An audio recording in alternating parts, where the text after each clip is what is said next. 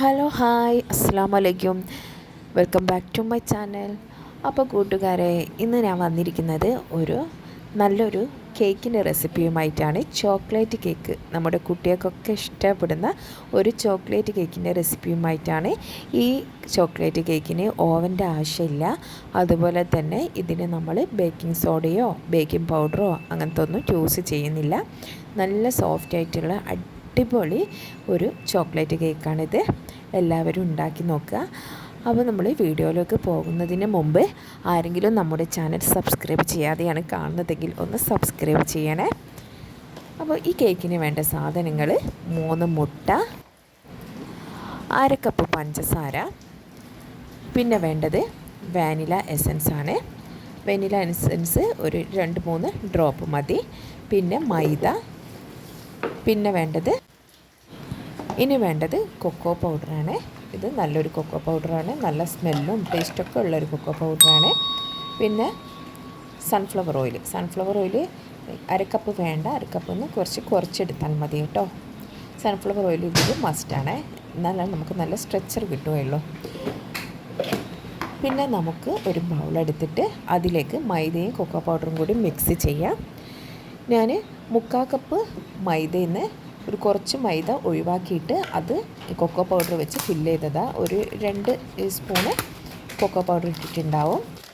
ചില cocoa powder ഭയങ്കര കളറുള്ളുണ്ടാവും, dark കളറും, ചിലത് കളർ കുറവുള്ളതുണ്ടാവും. ഇത് ഓവർ ഡാർക്കുള്ളതല്ല. ഓവർ ഡാർക്കുള്ളതാണെങ്കിൽ നമുക്ക് കളറ് കുറച്ചെടുക്കാം, കുറച്ച് പൊടിൻ്റെ അളവ് കുറച്ചെടുക്കാം. അപ്പോൾ ഞാനിത് ഇത്ര കൊക്കോ പൗഡർ ഇട്ടു. ഇത് 1/4 കപ്പിൻ്റെ പാത്രമാണ് കേട്ടോ. ബാക്കി മൈദ ഫില്ല് ചെയ്തു. എന്നിട്ടാണ്, അപ്പോൾ ഈ മൈദയും കൊക്കോ പൗഡറും കൂടിയിട്ട് 3/4 കപ്പാണ് എടുത്തിട്ടുള്ളത്. എന്നിട്ട് ഇത് നമുക്ക് നല്ലോണം മിക്സ് ചെയ്ത് കൊടുക്കാം. ഇത് സ്പൂണ് വെച്ചിട്ട് നല്ലോണം മിക്സ് ചെയ്ത് കൊടുക്കണം.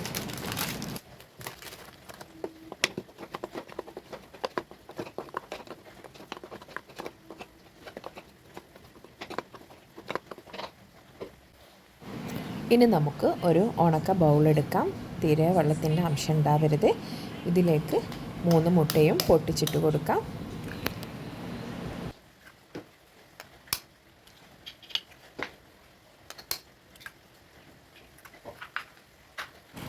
ഇനി ഇതിലേക്ക് ഒരു നുള്ളു ഉപ്പിട്ട് കൊടുക്കാം. പിന്നെ 1/2 കപ്പ് പഞ്ചസാര ഇട്ട് കൊടുക്കാം. 1/2 കപ്പ് പഞ്ചസാര മതി, കാരണം കൊക്കോ പൗഡറിന് മധുരം ഉള്ളത് കൊണ്ടിട്ട് അപ്പോൾ നമ്മുടെ നല്ല മധുരം തന്നെ ഉണ്ടാവും കേക്കിന്. ഇനി നമുക്ക് ഇതിലേക്ക് വാനില എസൻസ് ഒറ്റിച്ച് കൊടുക്കാം. കണ്ടില്ലേ, 3-4 ഡ്രോപ്പ് ഒറ്റിച്ച് കൊടുത്താൽ മതി. എന്നിട്ട് നല്ലോണം ബീറ്റ് ചെയ്തെടുക്കാം.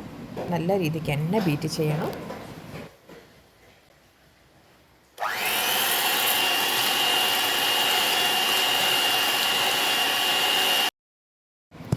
കൂട്ടുകാരെ, ഞാൻ ഇതിന് മുമ്പ് വാനില കേക്കിൻ്റെ ഒരു റെസിപ്പി അപ്ലോഡ് ചെയ്തിട്ടുണ്ട്. കാണാത്തവരുണ്ടെങ്കിൽ അതോട്ട് പോയി കണ്ടു നോക്കാം. നമ്മുടെ ചാനലിൽ കയറിയാൽ കാണാൻ പറ്റും. അപ്പോൾ അടിപൊളി റെസിപ്പിയാണ്. ഇതും അടിപൊളി തന്നെയാണ്. അടിപൊളി തന്നെയാണ്. നമുക്ക് ഇതിന് പിന്നെ കൊക്കോ പൗഡർ നമുക്ക് പുറത്തുനിന്ന് ആവശ്യമുണ്ടാവും.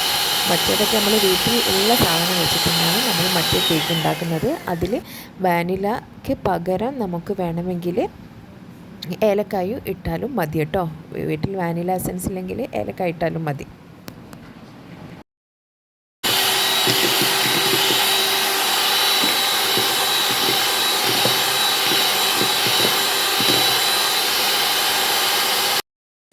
അപ്പോൾ ഇത് റെഡി ആയിട്ടുണ്ട്. നമ്മുടെ ബീറ്റ് ചെയ്തതൊക്കെ റെഡി ആയിട്ടുണ്ട്. ഇനി നമുക്ക് ഒരു പാത്രം എടുത്തിട്ട് ഒരു സോസ് പാൻ എടുത്തിട്ട് അതിലേക്ക് എണ്ണ തടവി വെക്കാം.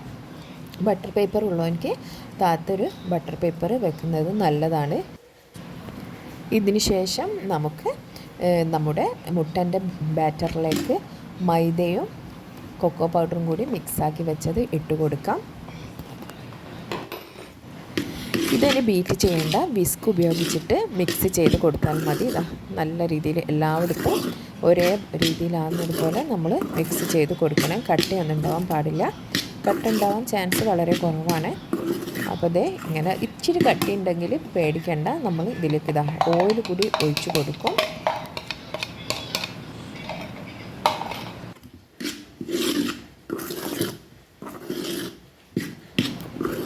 ഇത് ഏകദേശം റെഡിയായിട്ടുണ്ട്. ഇനി നമുക്ക് ഇതിലേക്ക് ഓയിൽ ഒഴിച്ച് കൊടുക്കാം. സൺഫ്ലവർ ഓയിലാണ്, വേറെ ഒരു ഓയിൽ യൂസ് ചെയ്യരുത്. സൺഫ്ലവർ ഓയിലാണ് ഒഴിച്ച് കൊടുക്കേണ്ടത്. കണ്ടില്ലേ, ഞാനൊരു അരക്കപ്പിന് താഴെയായിട്ടാണ് സൺഫ്ലവർ ഓയിൽ എടുത്തിട്ടുള്ളത്. ഇതിനെ നല്ല രീതിക്കൊന്ന് മിക്സ് ചെയ്യാം. നമ്മൾ കേക്ക് എപ്പോഴും കേക്കിൻ്റെ ബാറ്റർ മിക്സ് ചെയ്യുമ്പോൾ ഒരേ ഭാഗത്തേക്ക് തന്നെ മിക്സ് ചെയ്യണം. രണ്ട് ഭാഗത്തേക്കും കൂടി അങ്ങോട്ടും ഇങ്ങോട്ടും തിരിച്ച് ചെയ്യാൻ പാടില്ല. ഞാനിങ്ങനെ കലക്കിയിട്ട് അത് നടുവിലേക്ക് ഇങ്ങനെ ഒന്ന് കട്ട് ചെയ്ത് കൊടുക്കുന്നതാണ്.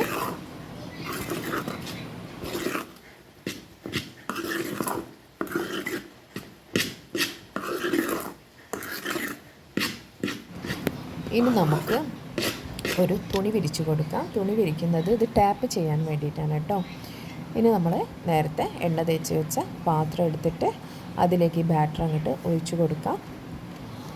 ബാറ്റർ ഒഴിച്ച് കൊടുത്തിട്ട് ഇതൊരു 30 പ്രാവശ്യമെങ്കിലും നമ്മളൊന്ന് ടാപ്പ് ചെയ്യണം കണ്ടോ. എന്നാൽ ഇതിലുള്ള ബബിൾസൊക്കെ പുറത്തേക്ക് വരും. കണ്ടോ, ബബിൾസ് വരുന്നത് കണ്ടില്ലേ, ചെറിയ ബബിൾസായിട്ട് ഒക്കെ പുറത്തേക്ക് വരും. അല്ലെങ്കിൽ ഈ എയർ കുടുങ്ങിക്കഴിഞ്ഞാൽ നമ്മുടെ കേക്ക് ചില സ്ഥലത്ത് പെർഫെക്ഷൻ കിട്ടത്തില്ല നമുക്ക് കേട്ടോ. പിന്നെ നമുക്കിതൊന്ന് ചെറിയ തീയിൽ സിമ്മിൽ വെക്കണം കേട്ടോ. ചെറിയ തീയിൽ വെച്ചിട്ട് വേവിച്ചെടുക്കണം. അതൊരു 10-15 മിനിറ്റ് ഓരോരുത്തരുടെ ഫ്ലെയിമിനനുസരിച്ചാണ് ഇതിൻ്റെ വേവുണ്ടാവുക. അപ്പോൾ ഞാൻ ആദ്യം ഇത് തുറന്ന് നോക്കിയപ്പോൾ ഒരു 15 മിനിറ്റ് ആയപ്പോൾ ഞാൻ തുറന്ന് നോക്കിയപ്പോൾ ഇത് കുറച്ചുകൂടി പറ്റലുണ്ട്, ആയിട്ടില്ല.